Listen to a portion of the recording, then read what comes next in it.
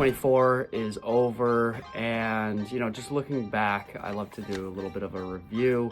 And this is the second year in a row, basically, that we are about 20% below the 10-year average of sales. 2023 and 2024, we had only, basically 26,000 sales. And just to give you some perspective, in 2021, we had 44,000.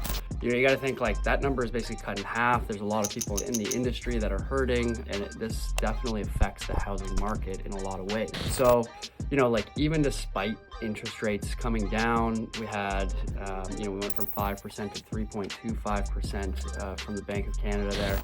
And a lot of people were guessing that this was going to stimulate the housing market, but turns out they're not as correlated as a lot of people thought.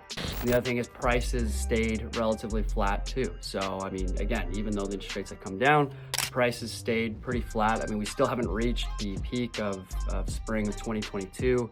We haven't gone back up to that mark yet. Maybe this year. I'd be surprised if we saw prices kind of run again. I think, we're due for basically some flat pricing for the next few years.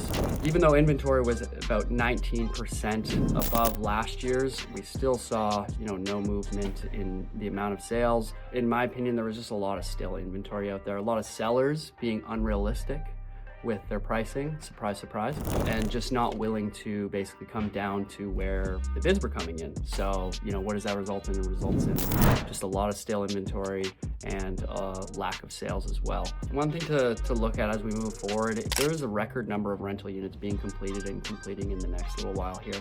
And most of those are, 1 or 2 bedroom condos.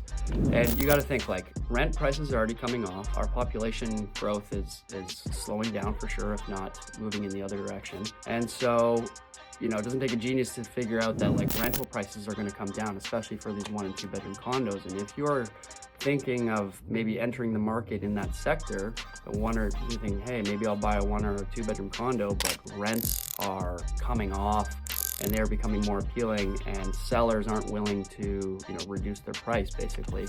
We may find that market softens quite a bit as these rentals become more appealing. A lot of people are predicting that we're going to see more interest rate reductions as we move forward here in this year. I think, realistically, prices probably will rise a little bit, and we will see more sales than last year and the year before. I think there's realistically some pent-up demand there. If you're in a townhouse, a lot of these people are like, well, we were just going to wait the past year or so. We're talking to these people and they're like, we're just going to wait until we can basically move up. So you go from the townhouse to the single family home, but with last year's interest rates and the year before, it wasn't possible.